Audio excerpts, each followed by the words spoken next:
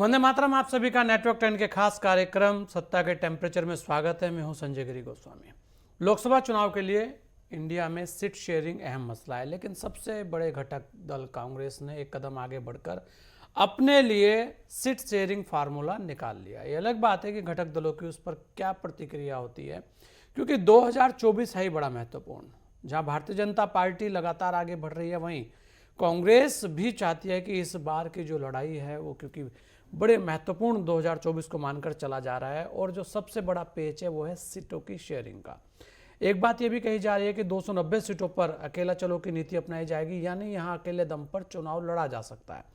कांग्रेस कुछ राज्यों में घटक दलों के साथ समझौता चाहती है। कांग्रेस का फार्मूला है कि राजस्थान में 29, एमपी में 25 सीटों पर चुनाव लड़ा जाए। कुछ इस तरीके की बातें, इस तरीके की चर्चाएं भी हैं, लेकिन सब जगह कुछ ना कुछ पेच फंसे हैं। वहीं जो घटक दल हैं, जो उसके सहयोगी दल हैं, उनके अंदर भी कुछ ना कुछ एक नई जो खिचड़ी है वो पक रही है, क्योंकि लगातार जो बयान है वो भी कुछ अलग तरीके के आ रहे हैं। और इसी पर आज हमारे साथ सभी खास मेहमान हैं। हमारे साथ डॉक्टर अवनीश यादव हैं, कांग्रेस प्रवक्ता है। हमारे साथ राजेश तिवारी हैं, प्रदेश सचिव हैं जनता दल यू।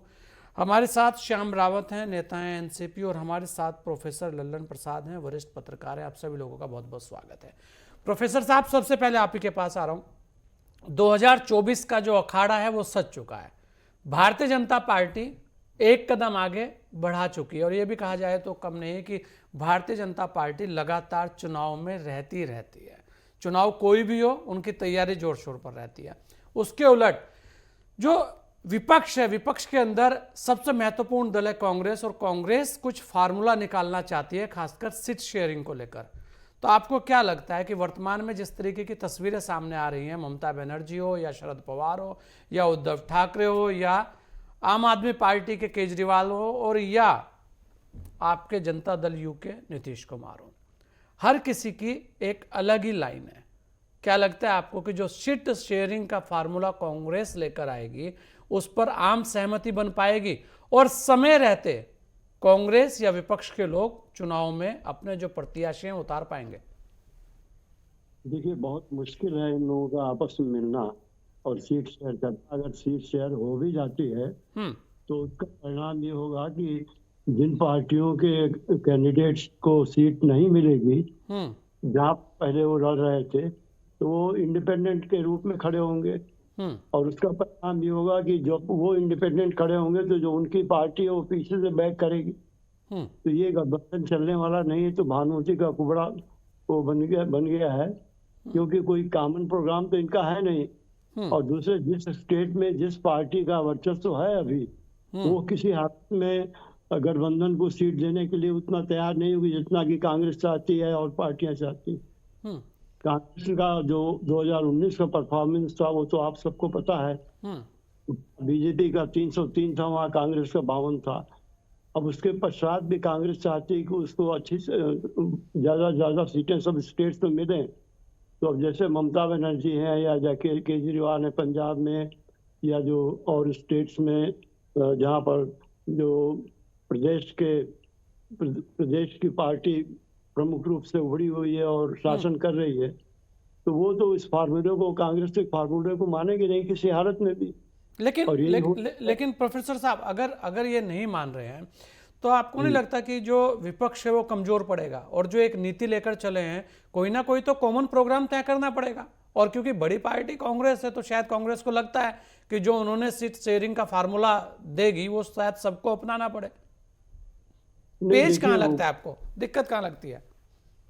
ये संभव नहीं है। आप देखिए कितने रोज से ये लोग बात कर रहे हैं और हर बार मीटिंग होती है और ये होता है कि अब सीट शेयरिंग होगी, सीट शेयरिंग होगी। हो सकता है सीट शेयरिंग हो भी जाए, लेकिन इसमें विपक्षी इसका कोई फायदा इस गठबंधन को होने को नहीं है। ये मैं आपसे बता देता हूँ जी, क्योंकि जो पुराना इतिहास भी इन लोगों का रहा है, जब पहले भी मिले हैं तो यही स्थिति रही है, और अब भी बार बार मिल रहे हैं और सीट शेयरिंग की बात कर रहे हैं, लेकिन कोई फार्मूला इनका इमर्ज नहीं हो रहा। क्योंकि आपस में एक तो इनका कोई कॉमन प्रोग्राम तो है नहीं, सिर्फ एक ही प्रोग्राम है कि वो मोदी को हराना। और कोई पार्टी या कोई गठबंधन इस तरह से आगे नहीं बढ़ सकती, किसी व्यक्ति विशेष को खाली हराना है। अगर वो पार्टी अपना कोई कॉमन प्रोग्राम देश के सामने लाए, जनता के सामने लाए, कि हम ये काम करेंगे और हम सब मिलके अगर आगे चुनाव लड़ेंगे, तब तो बात बनती है।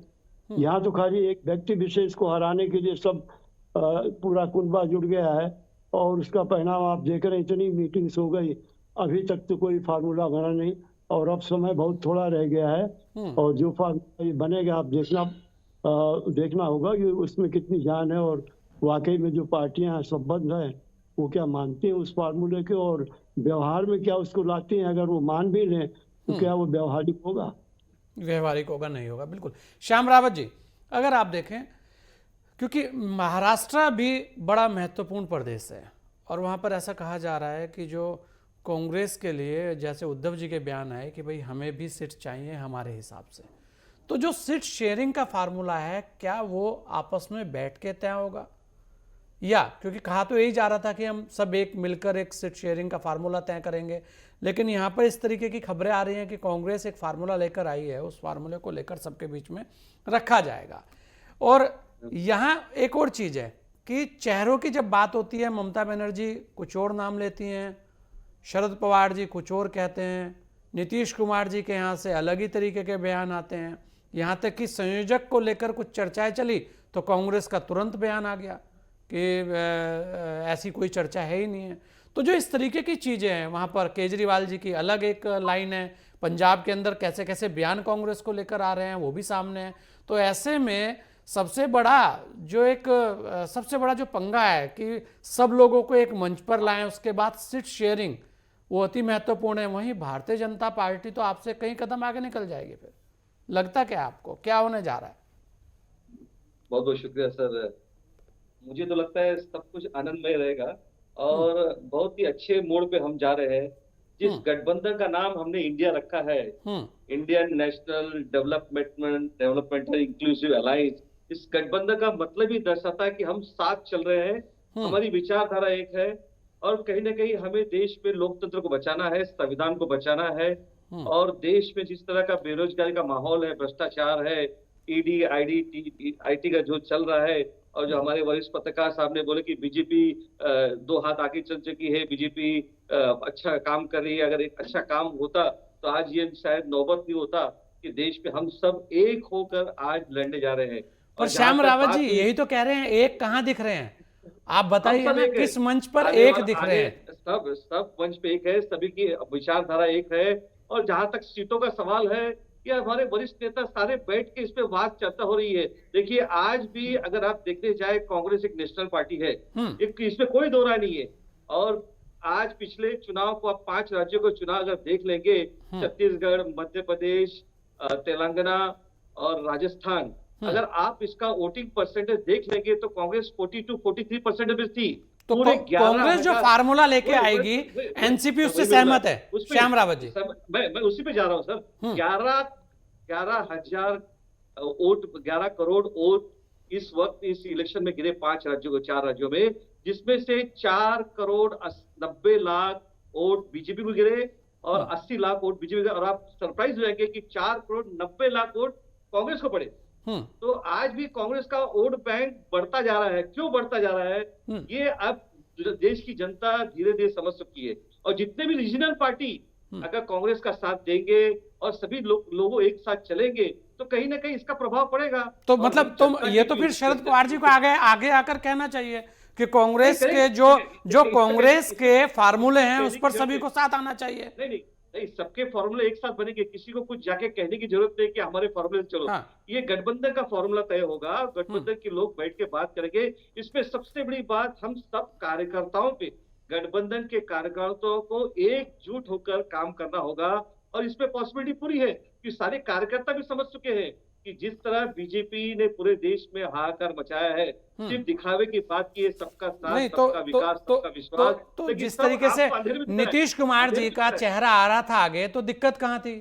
अभी मैंने न्यूज में देखा है सर, अभी भी एक आधा घंटे पहले मैंने सूत्रों से देखा है कि एज ए संयोजक उनका नाम आ रहा है। अब इस पे बात चल रही है। नहीं, चलिए उस पे भी पूछ लेते हैं। एज ए संयोजक पे कांग्रेस का बड़ा एकदम कल ही बयान आ गया था, और हमारे साथ कांग्रेस के प्रवक्ता भी हैं, डॉक्टर अरुणेश यादव भी हैं, उनसे पूछ भी लेते हैं। अरुणेश भाई, स्वागत है आपका। और देखिए अरुणेश भाई, जो जिस तरीके की तस्वीरें सामने है, क्योंकि कांग्रेस को लेकर बात हो रही है, विपक्ष का बड़ा चेहरा है, विपक्ष के अंदर अगर कोई बड़ी छतरी है तो वो कांग्रेस की छतरी है। लेकिन यहां एक और सवाल है कि जो सीट शेयरिंग का फार्मूला है उसे लेकर आप आगे बढ़ेंगे, लेकिन उससे पहले ही जो घटक दलों के नेता हैं उसके बयान जिस तरीके से आ रहे हैं उस पर क्या कहेंगे? और क्या वास्तव में संयोजक को लेकर नीतीश कुमार जी का जो चेहरा है वो सामने है, उस पर क्या आप मोहर लगाते हैं कि हाँ नहीं, नीतीश कुमार जी संयोजक के रूप में सबसे पहली पसंद है? दूसरी बात, जो चेहरे को लेकर ममता बनर्जी ने कहा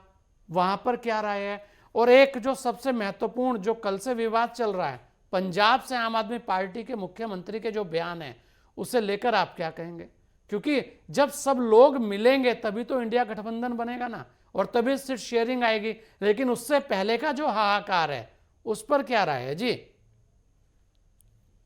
नमस्कार, और मेरे पैनल में जितने साथी हैं सभी को नमस्कार। ये सवालात कई हैं और सवाल उठना भी लाजमी है, लेकिन उन सवालों के जवाब देने से पहले मैं एक बात आपको बताना चाहूंगा। अगर शरद पवार साहब की बात करें, ममता दीदी की बात करें, या जो तमाम हमारे साथ घटक दल हैं, इन सब की हम बात करें, तो हमें एक चीज नहीं भूलनी चाहिए कि ये लोग दिल से सभी लोग कांग्रेसी हैं। सभी लोग पहले कांग्रेस में थे और अब सबके अलग अलग दल हैं।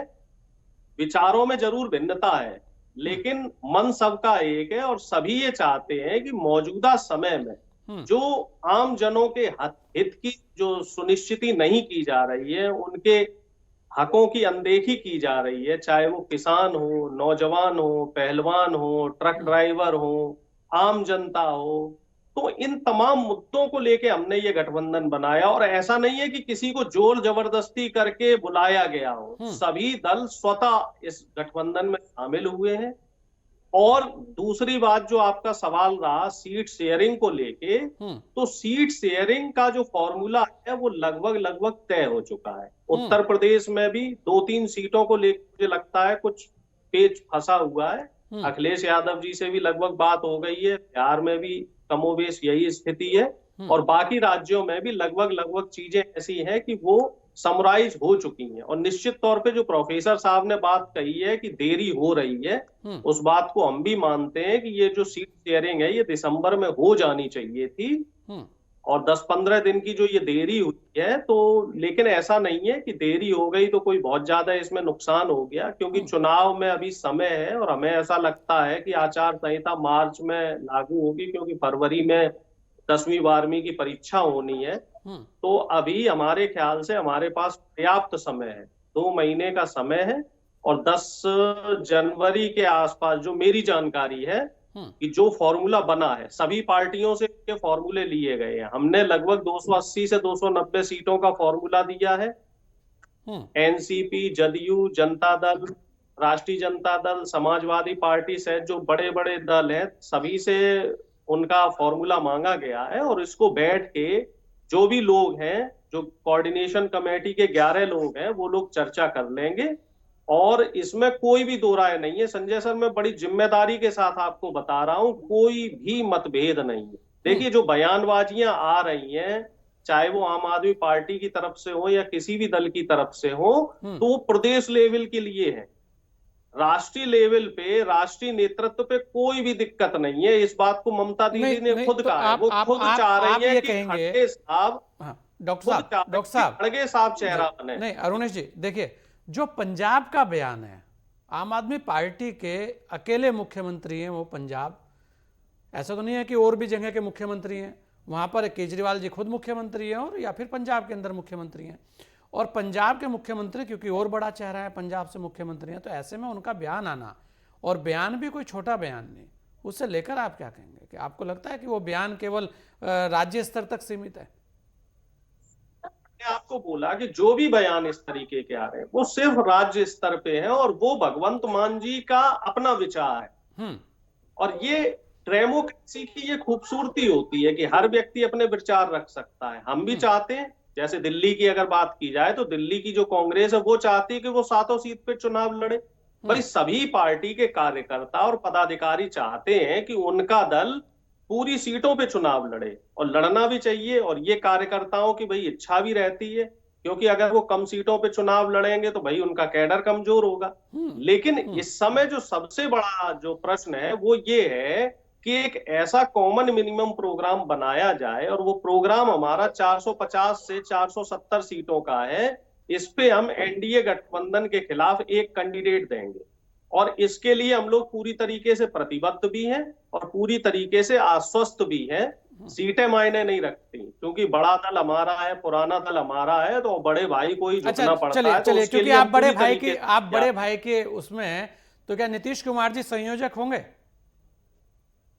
तौर पे अगली बैठक में अगर सर्वसम्मति से नीतीश कुमार जी के लिए नाम फाइनल किया जाता है तो हमें कोई आपत्ति नहीं नहीं है। तो और इस कांग्रेस को बात इतनी को हम जल्दी पहले क्या भी थी कि ये कहना कि नहीं नीतीश नहीं कुमार हम जी पहले के भी संयोजक को लेकर कोई बात नहीं चल रही? पहले भी कहते हैं कि कांग्रेस की तरफ से कोई भी कैंडिडेट प्रधानमंत्री बनने की दौड़ में नहीं है।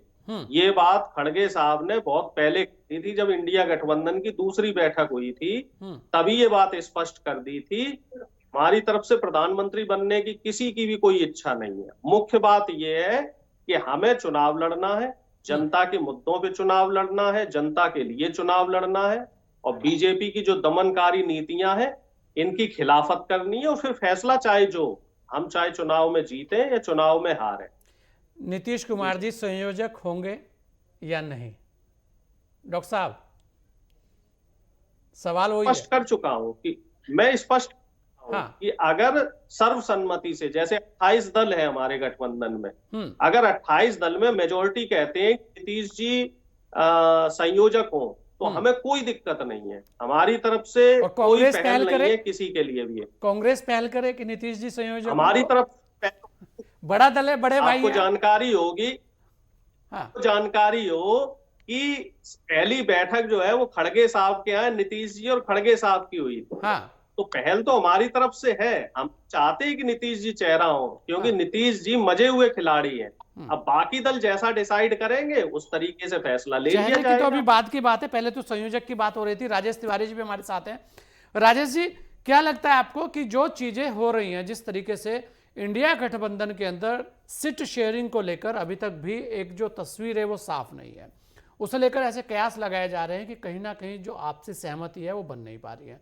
उसके अलावा संयोजक को लेकर नीतीश कुमार जी की नाराजगी को लेकर भी जो चीजें थी वो सामने आ रही थी, लेकिन उनका कहना है कि वो नाराज नहीं है, लेकिन फिर भी ऐसा कहा जा रहा था कि संयोजक को लेकर कुछ ना कुछ पेच है। संयोजक को लेकर कल भी कांग्रेस का एक बयान आया कि इस तरीके की कोई चर्चाएं ही नहीं है कहीं से कहीं तक भी। लेकिन डॉक्टर साहब कुछ और कह रहे हैं, वो कह रहे हैं कि अगर सर्वसम्मति बनती है तो कांग्रेस को कोई आपत्ति भी नहीं है। लेकिन आपको क्या लगता है कि जो सीट शेयरिंग का पेच है वो बिहार में खुल जाएगा? क्या नीतीश कुमार जी संयोजक होंगे? क्या जो इंडिया गठबंधन है उसका मिलकर एक कॉमन प्रोग्राम सामने आ पाएगा और एक चेहरा ऐसा जिसको लेकर आगे बढ़ सके, जिसके नेतृत्व में लड़ सके, ऐसी स्थिति बनेगी? संजय जी, सवाल ये है कि ये संयोजक का मामला आ कहां से रहा है? कौन कह रहा है संयोजक का? क्या जदयू के कोई बोला है या कोई इंडिया गठबंधन के कोई बोला है कि नहीं? नीतीश जी अगर बोले हो कि हम संयोजक बनना चाहते हैं या मुख्यमंत्री का चेहरा बनना चाहते हैं, बल्कि वो मीडिया और पब्लिक प्लेटफॉर्म में बहुत बार कह चुके हैं कि हमारा कोई इच्छा ऐसा नहीं है। हमारा जो इच्छा है कि इंडिया गठबंधन एक हो। हमारी इच्छा है कि 1 to 1 पूरे देश में जो है हम लड़ें, और वो एक ऐसे सूत्रधार हुए इंडिया गठबंधन की जो पहले यही एनडीए गठबंधन के लोग कहते थे कि नहीं, ऐसा संभव नहीं है कि ममता बनर्जी या अरविंद केजरीवाल, राहुल गांधी जी एक साथ बैठेंगे। और एक छोड़ दीजिए, 2 छोड़ दीजिए, 3 छोड़ दीजिए, 4 बैठक हो चुकी हैं।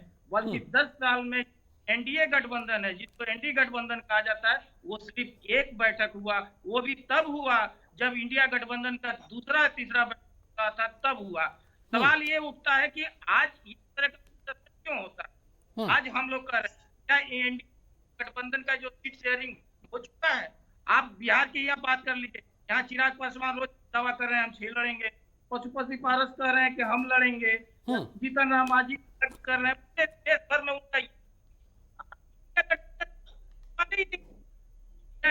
में सबको ये प्राथमिकता है, चाहे वो कोई भी दल का हो, कि नहीं पहले सबसे पहले हमको देश बचाना है। इस देश में जो कर्ज हुआ है, जो बेकारी हुआ है, जो धर्म के नाम पर जो राजनीति हो रहा है, उसको मिटाना है। हमारे सभी दल जो है इंडिया गठबंधन के राजेश जो तिवारी जी, आपके नेताओं के और आपके प्रवक्ताओं के ये बयान है कि नीतीश कुमार जी बड़ा चेहरा है, नीतीश कुमार जी का ही चेहरा था जिन्होंने इस पूरे दलों को एकत्रित किया, एक जगह इकट्ठा किया, तो उन्हीं का चेहरा सामने भी होना चाहिए, ये किसी और के नहीं है, ये मीडिया के लोगों ने नहीं कहा। और आप ही के सांसद विधायकों ने बहुत सारी बातें भी की हैं, चाहे वो इंडिया गठबंधन को लेकर करी हो, चाहे नीतीश कुमार जी को लेकर कही हो। तो ऐसा नहीं है कि कोई और कह रहा है इस बात को। हाँ। एक मिनट संजय जी, हाँ। अगर एक किसी भी दल का जो नेता जो बोलता है, हर दल का, क्या आपके नेटवर्क का ये नहीं चाहता है कि हम इंडिया के नंबर 1 नेटवर्क बने, चैनल बने, क्या और चैनल नहीं दावा करते हैं, लेकिन ये अपना आपका दावा है, जो हेड है हमारे जो कार्यकर्ता है वो बोल रहे हैं, लेकिन नीतीश जी क्या बोले हैं वो मायने रखता है। नीतीश जी क्या है वो, इसके पहले तो ये नीतीश जी यही है कि जॉर्ज साहब जो है हमारे एनडीए के संयोजक रहे हुए हैं, शरद यादव जी संयोजक रहे हुए हैं, संयोजक बनना और ये सब कोई मायने नहीं रखता। हम लोग का ये है कि इस देश में से सबसे बड़ी बात है कि सांप्रदायिकता को मुक्त कराना है, और इंडिया गठबंधन में सीट शेयरिंग कोई इशू है ही नहीं है। आप जहां तक होगा वो है, ये इशू एनडीए गठबंधन में है, एनडीए गठबंधन में सीट शेयरिंग का है, क्यों नहीं है? आज 38 दल का जो पर राजेश तिवारी जी एक चीज बताइए, अगर कल आप ही के बड़े नेता, आप कह रहे हैं कि जो नीचे के नेता हैं उनकी बातों का कोई महत्व नहीं है, आपने कुछ इस तरीके का संकेत दिया, मतलब कि अगर डॉक्टर अरुणेश कोई बात कह रहे हैं तो उसका महत्व नहीं है, क्योंकि बड़े नेता जब तक राहुल जी नहीं कहेंगे, जब तक उस बात पर मतलब आप संजय जी इसको आप गलत इंटरप्रेट कर रहे हैं। हमारा कहने का मतलब ये है कि हमारे नेता जो है, सभी की बातों का महत्व है सर। हाँ नहीं, हमारे नेता जो नीतीश कुमार है वो बोले हुए हैं कि हमको प्रधानमंत्री या संयोजक पद नहीं चाहिए। हाँ। हम सिर्फ जो जिस उद्देश्य के लिए करके देश में इंडिया गठबंधन का काम कर रहे हैं, जो सूत्रधार है वो ये है कि हम लोग जो है बीजेपी से हम लोग इस देश को मुक्ति दिलाना चाह रहे हैं। हम लोग गंगा जमुनी तहजीब और समतामूलक समाज को स्थापित कर रहे हैं, जहाँ कोई धर्म का नहीं, एक धर्म नहीं, वो बिल्कुल, अगर आप ये भी तो कर सकते हैं ना, क्योंकि अगर देखें तिवारी जी तो नीतीश कुमार जी का बड़ा दिल है, वो कह सकते हैं राहुल गांधी प्रधानमंत्री का चेहरा होंगे, कांग्रेस एक बड़ा दल है, हम साथ हैं, क्योंकि हम चाहते हैं कि कोई चेहरा तो लड़े सामने आके। ये बड़ा दल और बड़ा दिल और छोटा दिल की बात नहीं है। हाँ। बात यहाँ क्लियर हो चुका है कि प्रधानमंत्री का चेहरा जो भी होगा वो चुनाव के बाद होगा। हाँ। अगर ये बात अगर बड़ा दिल है तो आप बिहार में ही, बिहार के मुख्यमंत्री के लिए देखिए तो एनडीए गठबंधन में बहुत लोग हैं, क्यों नहीं उसमें घोषणा कर दे रहे हैं। और बड़ा दिल तो मोदी जी को भी दिखा देना चाहिए कि इस तरह से मध्य प्रदेश मोदी जी तो जीत के आ रहे हैं, दो बार है, तीसरी बार की लाइन में खड़े हैं, गठबंधन आपका हुआ है, आपके यहाँ से बयान आ रहे हैं, आपको देखना है। मोदी जी तो देख रहे हैं अपने गठबंधन को, मोदी जी तो तीसरी तैयारी करके वो तो आगे बढ़े हुए हैं, उनका तो सीट एकदम क्लियर है, उनका फार्मूला भी क्लियर है। अरे वो तो कल हो सकता है कि चाइना जैसा ये भी रूस जैसा घोषणा भी कर दें कि अब चुनाव नहीं होगा, वो तो दूसरी तो वो आप लोगों को देखना है। चलिए, मैं अरुणेश जी क्या कहना चाहते हैं, आप जल्दी से बोलिएगा, फिर समय खत्म है जी। अरुणेश भाई। राजेश सर ने जो कॉन्टेस्ट लिया है मैं उसी को आगे बढ़ा के कहना चाह रहा हूँ, वही मैं भी चाहता हूँ मेरी पार्टी का जो मुखिया है वो प्रधानमंत्री बने। हाँ। तो ये एक कार्यकर्ता की भावना होती जी। लेकिन इसमें जो सबसे महत्वपूर्ण बात है वो ये है कि जो आपसी सहमति बनेगी 26 दलों की और 28 दलों की, उसके बाद ही तय होगा और जनता का क्या रुझान है। सबसे महत्वपूर्ण बात तो ये है ना कि जनता किसे प्रधानमंत्री बनाना चाहती है। भाई जनता चाहे तभी तो इंडिया गठबंधन बहुमत में आएगा। अगर इंडिया गठबंधन बहुमत में आता है तो फिर एक सर्वे करा लिया जाएगा। अच्छा, आपको लगता है कि जो सीटों की शेयरिंग का मामला है डॉक्टर साहब वो सुलझ गया है, वो तैयार है लगभग? ये सिर्फ क्या है कि नेशनल मीडिया जो है वो र्यूमर उड़ा रहा है, क्योंकि जो और भी तमाम अहम मुद्दे हैं ना उन मुद्दों से ध्यान भी भटकाना है। ट्रक ड्राइवरों का मुद्दा चल रहा है, बीएचयू में जो रेप हुआ है उसमें बीजेपी आईटी सेल के कार्यकर्ता पकड़े गए हैं, उससे भी बीजेपी जो है पल्ला झाड़ रही है। तो इस वजह से वो कहते हैं ना तू इधर उधर की बात कर, ये बता कि काफिला क्यों लुटा, तो वही काम जो है बीजेपी इस समय कर रही है। मतलब आपको लगता है कि जो गठबंधन है इंडिया, वहां पर सब कुछ ठीक चल रहा है, वहां पर किसी प्रकार का कोई विवाद नहीं है और सीट शेयरिंग का फार्मूला तय हो गया है। कांग्रेस ने सबके जो सीट शेयरिंग थी वो मंगा ली और जो अपनी है वो भी दे दी है, उसके बाद अब तय होगा। बिल्कुल, चलिए, बिल्कुल सब कुछ तय हो चुका। सब कुछ तय हो चुका। होना भी चाहिए। बहुत सारी चीज़ें हैं, लेकिन अभी भी हर किसी की निगाहें इंडिया गठबंधन की ओर भी है और हर किसी की निगाहें भारतीय जनता पार्टी गठबंधन जो है उसकी ओर भी। आप सभी ने अपना समय में दिया, इसके लिए आप सभी लोगों का बहुत बहुत धन्यवाद। कांग्रेस इंडिया गठबंधन सबसे जो बड़ी पार्टी वो कांग्रेस है और यहाँ पर कांग्रेस को लेकर हर किसी की निगाहें हैं कि आखिर कांग्रेस अपना प्रभाव कहाँ कहाँ पर रखना चाहती है। लेकिन समस्या सबसे बड़ी है कि जो क्षेत्रीय दल हैं उनकी क्या इच्छा है, और क्षेत्रीय दलों की ताकत इस वक्त बड़ी है, क्योंकि चाहे वो उत्तर प्रदेश की बात हो, चाहे पश्चिम बंगाल की बात हो, और चाहे महाराष्ट्र की बात हो, और चाहे वो बिहार की बात हो, और भी बहुत सारी जगह ऐसी है जहां पर क्षेत्रीय दल बहुत मजबूत है। तमिलनाडु के अंदर भी बड़ी ताकत। तो ऐसे में देखने वाली बात ये होगी कि इंडिया गठबंधन का जो सीट शेयरिंग फार्मूला है जिसकी बात हो रही है कि वो तय हो गया है, वो क्या होता है, और उसके बाद की जो तस्वीर है वो सामने तभी आएगी। तब तक के लिए दीजिए मुझे इजाजत। जय हिंद।